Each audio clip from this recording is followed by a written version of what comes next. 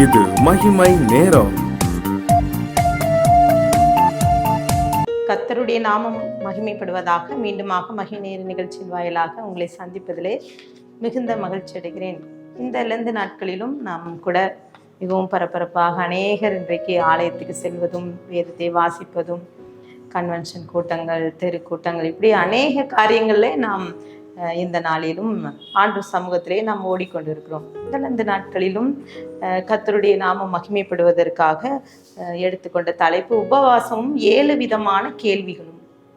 இன்றைக்கு அநேகருக்குள்ளாக அநேக கேள்விகள் எழுந்து கொண்டிருக்கிறது. அநேகரை கேட்கும்போது, அவர்கள் உபவாசத்தை குறித்து கேட்கும்போது, இன்று 100ல் 2 பேர் மாத்திரமே உபவாசிக்கிறோம்.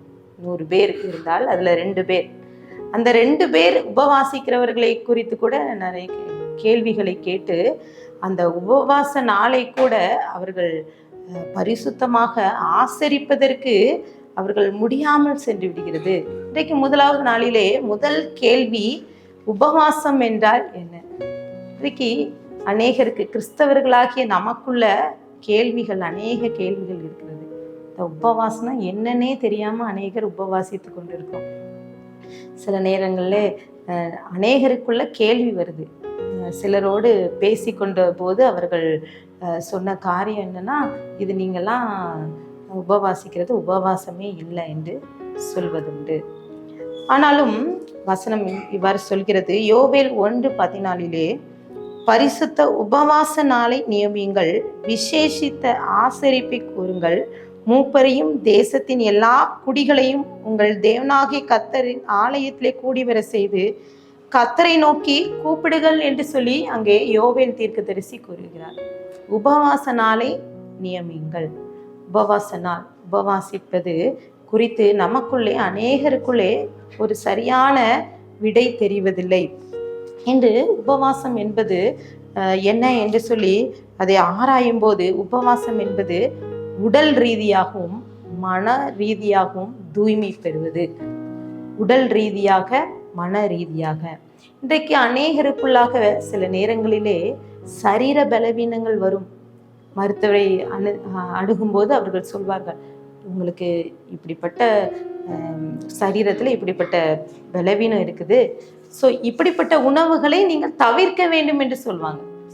சில வேளைங்களே நாமும் கூட அதற்காக பத்திய சாப்பாடு கூட இருப்போம், பத்தியம் இருப்போம்.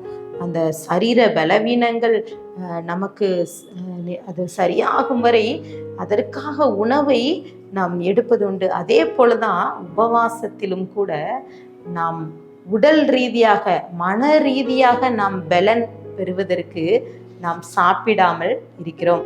உபவாசம் என்றால் என்ன என்பதற்கு சரியான ஒரு விளக்கம் என்றால், உடல் ரீதியாகவும் மன ரீதியாகவும் தூய்மை பெறுவது, தூய்மை, பரிசுத்தம் அடைவது. இன்னும் அநேக சூழ்நிலையிலே நாம் உபவாசிப்போம். இந்த லெந்து நாட்கள்ல பார்த்தீங்கன்னா 40 நாள் இருக்குது. அநேகர் 40 நாள் எப்படி உபவாசிக்க முடியும் என்றெல்லாம் சொல்வதுண்டு. 40 நாளை குறித்து வேதாகமத்தில் அநேக காரியங்கள் குறிப்பிடப்பட்டிருக்குது. இங்கே பார்த்தீங்கன்னா நோவா காலத்தில் 40 நாள் அந்த இரவும் பகலும் மழை பொழிகிறது. இன்னும் யோசேப்பு தன்னுடைய தகப்பன் யாக்கோபு மரித்த போது சுகந்த வர்க்கத்தை அவர்கள் அதை பூசுவதற்காக 40 நாட்கள் அது ஆகும் என்று சொல்லி வேதம் சொல்கிறது. இன்னும் எலியா தீர்க்கதரிசி அவனை அடித்த போது, அவனை தேவதூதன் அடித்து தட்டி எழுப்பி, நீ செல்ல வேண்டிய தூரம் அநேகமாயிருக்குதுன்னு சொல்லி கேட்கும்போது, அந்த எலியா தீர்க்கதரிசி அந்த உணவின் பலத்தினால அவன் ஓரை வரைக்கும் 40 நாள் நடந்து சென்றான். அப்படிப்பட்ட காரியங்கள் அந்த 40 நாள்லே அவன் கண்டு கொண்டான். இன்னும் எசேக்கியேல் தீர்க்கதரிசியை பார்த்தீங்கன்னா அங்கே குறிப்பிடப்பட்டிருக்கிறது. எசேக்கியேல் தீர்க்கதரிசி என்ன செய்யறான்னா, எசேக்கியேல் 4:6 யூதா வம்சத்தின் அக்கிரமத்தை 40 நாள் வரைக்கும் நீ சுமக்க வேண்டும் என்று கர்த்தர் சொல்கிறார். இப்படி வேதத்துல அநேக 40 நாளை குறித்து குறிக்கப்பட்டிருக்குது. இயேசுவும் கூட வனாந்திரத்திலே 40 நாள் அவர் உபவாசிக்கிறார். இன்னும் மோசே கர்த்தருடைய நியாய பிரமாணத்தை பெற்றுக்கொள்வதற்காக அவன் சீனாய் மலையிலே 40 நாள் அவன் உபவாசித்ததை நாம் பார்க்கிறோம்.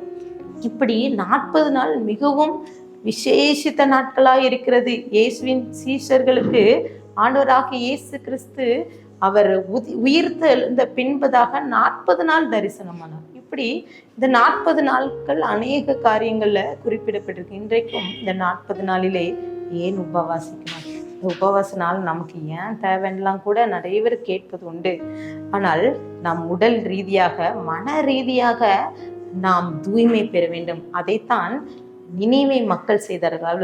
அவர்களுக்கு 40 நாள் கெடு கொடுக்கப்பட்டது. 40 நாள்ல தான் நினிவே அழிந்து போகப்படும் என்று சொல்லி அங்கே யோனா தீர்க்கதரிசி சொல்கிறார். ஆனால் அவர்கள் எடுத்த முடிவு என்ன என்றால், அவர்கள் யோனா புத்தகத்திலே 3ஆம் அதிகாரம் 4, 5, 6 நீங்க பார்த்தீர்கள் என்றால், யோனா நகரத்தின் பிரவேசித்து ஒரு நாள் பிரயாணம் பண்ணி இன்னும் 40 நாள் உண்டு, அப்பொழுது நினிவே கவிழ்க்கப்பட்டு போம் என்று கூறினான்.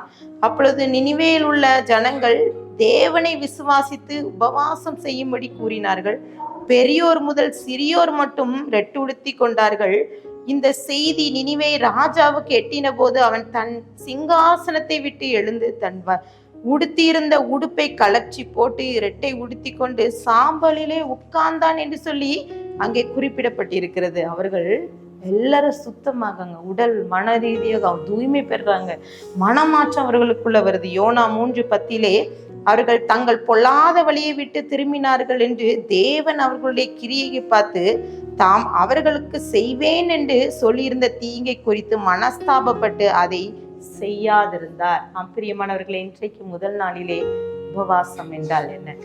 அந்த உபவாசம் என்பது உடல் ரீதியாக மன ரீதியாக நாம் தூய்மை பெறுவது.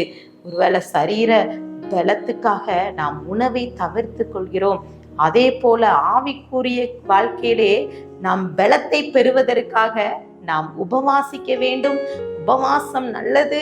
அந்த உபவாச நாளை நியமிங்கள் என்று சொல்லி யோவேல் தீர்க்கதரிசி சொல்கிறார். யோவேல் 2:12 ஆதலால் நீங்கள் இப்பொழுதே உபவாசத்தோடு அழுகையோடும் புலம்பலோடும் உங்கள் முழு இருதயத்தோடு என்னிடத்தில் திரும்புங்கள் என்று கர்த்தர் சொல்கிறார். அந்த சமூகத்துல இந்த ஒரு வேளை கொஞ்சம் காலங்கள் 40 நாள் மாத்திரம் இல்லை, அந்த சமூகத்துல உங்களுக்கு எந்த நாள் தேவையோ அப்போது அந்த சமூகத்துல உபவாச நாளை நியமிக்கும் போது கர்த்தர் உங்களுடைய ஜெபத்தை கேட்டு, யோவேல் தீர்க்கதரிசி சொல்லும் போது கர்த்தர் உங்க இருதயத்தை என்னிடத்தில் திருப்புங்கள் சொன்னது போல நாம் ஆண்டவர் சமூகத்திலே திருப்போம்.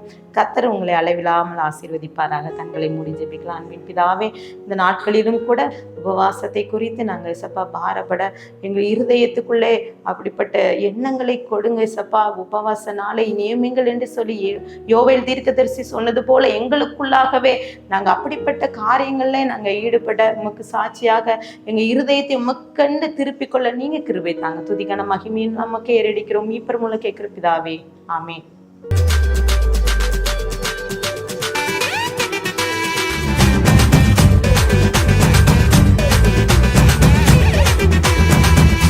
மகிமை மகிமை